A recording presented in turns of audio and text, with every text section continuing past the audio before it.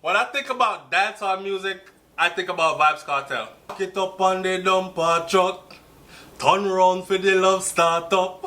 Why you are run, go me just start.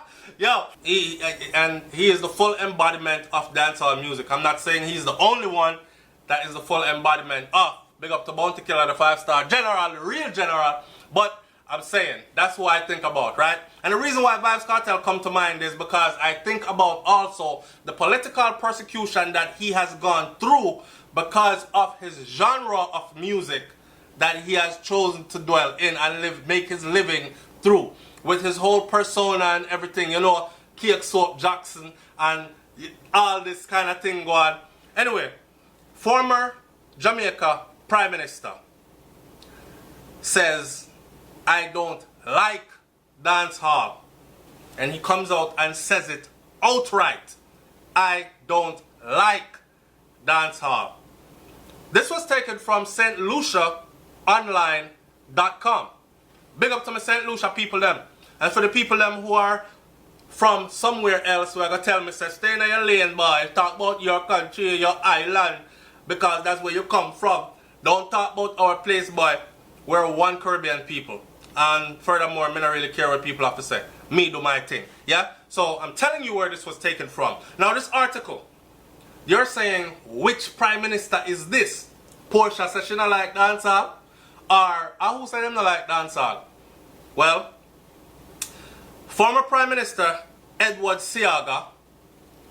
Let me stop.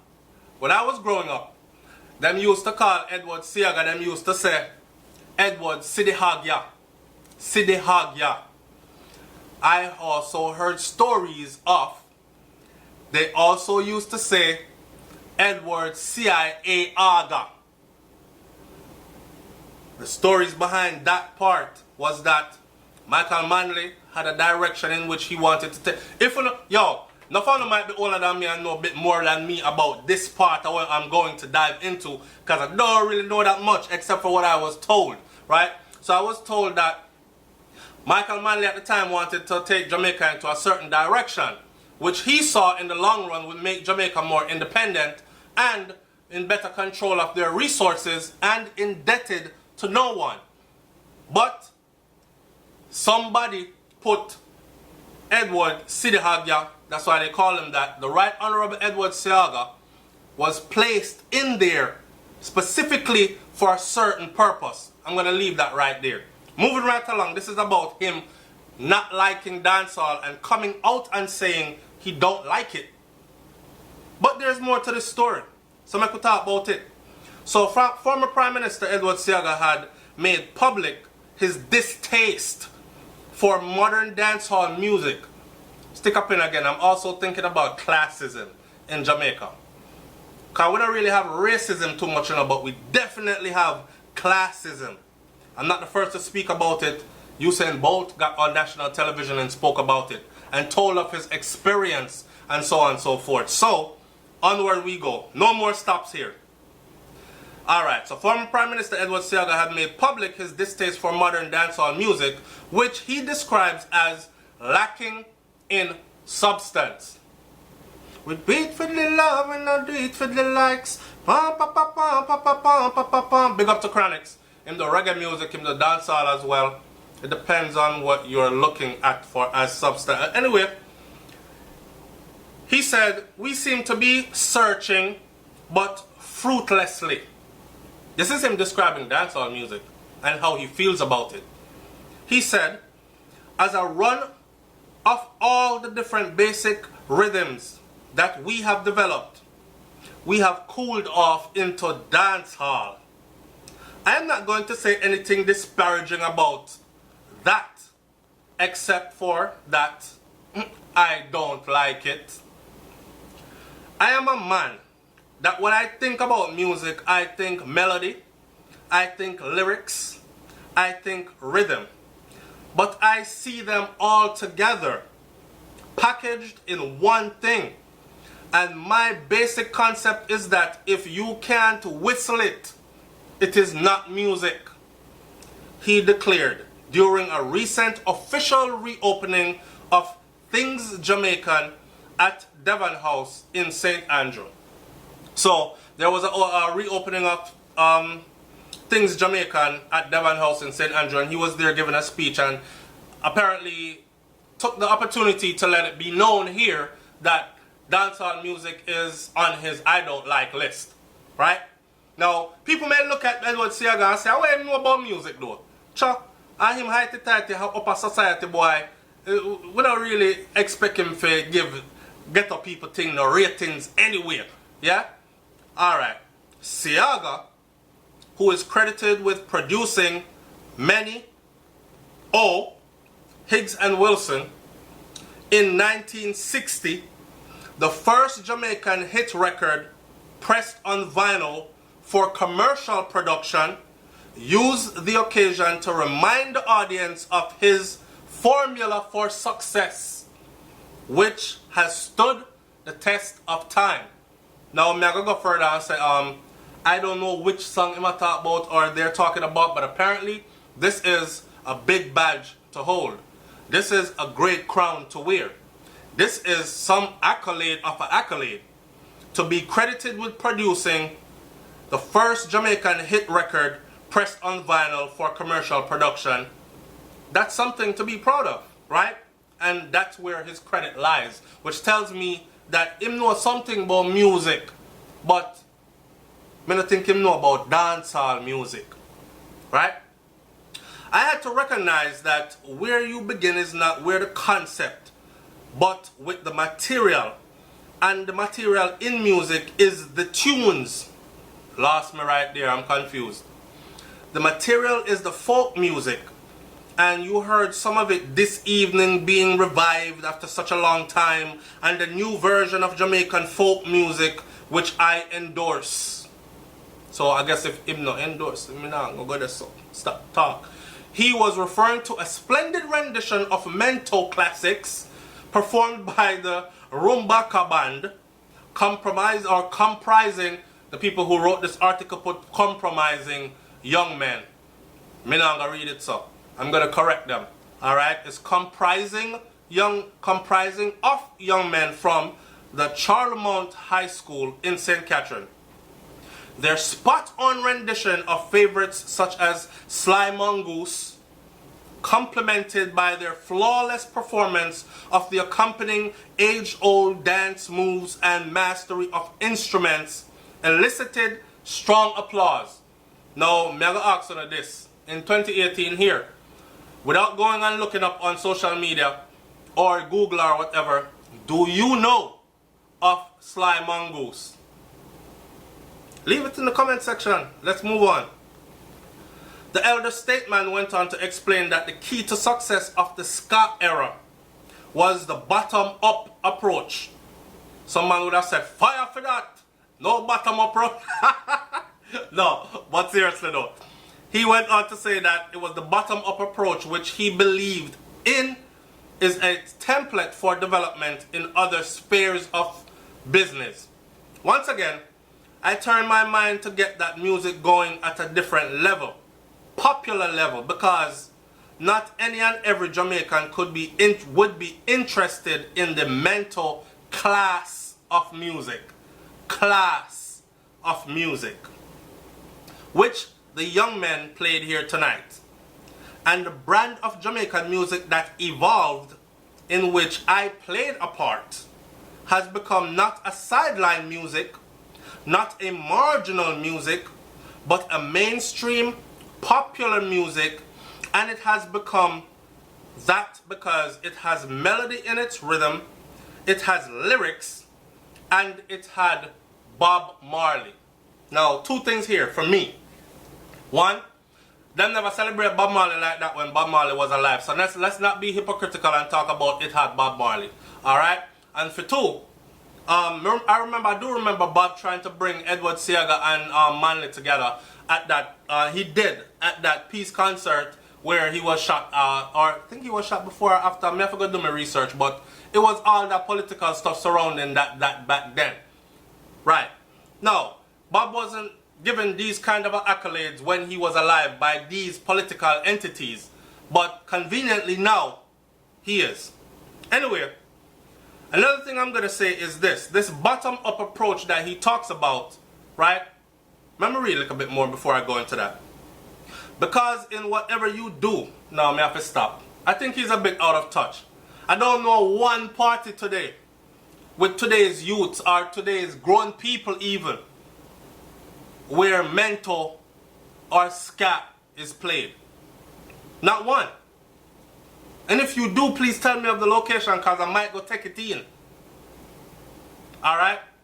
Not saying it's a disrespect to the music and the foundation of our music, because we know Cemento and Ska led the way for, because Bob started out with that and it went right into reggae music, then reggae dancehall music, right? Alright. Because in whatever you do, you need some stars, he said, referring to having Bob Marley there. And if you don't have the stars, you don't have the attraction. And I have always asked myself, how come we hit the mainstream in the world without going into the level of the people who went to universities and who are at the top of the ladder? How come we hit mainstream without the people them who live up there, sir, is what he's saying. How come it's at the bottom of the ladder we had to start? And his answer was because that's where the genius was. Well, guess what? Mr. Siaga, that's where the geniuses still are, sir. Like a Vibes Cartel will come from the ghetto, same way. Like a Bounty Killer, same way. That's where the geniuses still are. So don't overlook dancehall, but we're going to hold on a little bit and read some more. The former Prime Minister pointed out that Brand Jamaica was built on the creativity and hard work of ordinary Jamaicans through the avenues of culture and sports with little support from corporate America. Things and times have changed. We have to get with the times or we get left behind. It's as simple as that. He said that they are the ones who have put Jamaica where Jamaica is. The people at the bottom. We didn't get there because of some rich merchant somewhere. I agree. We didn't get there because of banks. We didn't work with banks. They worked with their hands. But we got there because these people at that level had something to say about the environment in which they lived and to say it creatively. And so Jamaica today is well known. And big up to Peter Tosh as well. Now, I understand what he's saying, right? And it is a big pet peeve of mine. That's why I don't really like to listen to, if I'm partying, if I'm at a club, if I'm drunk, if it's the weekend, if I'm in my house, maybe. But if you catch me riding down the streets and I gotta have my windows down, I don't want to hear, I woke up in a new Bugatti and I'm sitting in a Toyota Celica. People are gonna look over at you like you're delusional, right? Or I'm hearing how many Versace is in my closet and my 2 Lamborghini doors go up this way and I'm slinging what amount of coke and I'm whipping it on the stove, whipping 2 stoves, and I got 2 phones and I'm sitting there with 1 phone, never sold drugs, don't know what it's like to whip anything. I played that with my windows up. So it's that same concept that he brings. But I enjoy that kind of music, but it's not my reality, and I wouldn't go out and play it for the people to hear me play it, but I'll turn up in the club to it, and I'll turn up in the privacy of my vehicle to it. So it's the same concept that he was saying here. The thing about it though, that Mr. Siaga strike me as one of those elders that is stuck in a time gone by. And I say this with no disrespect.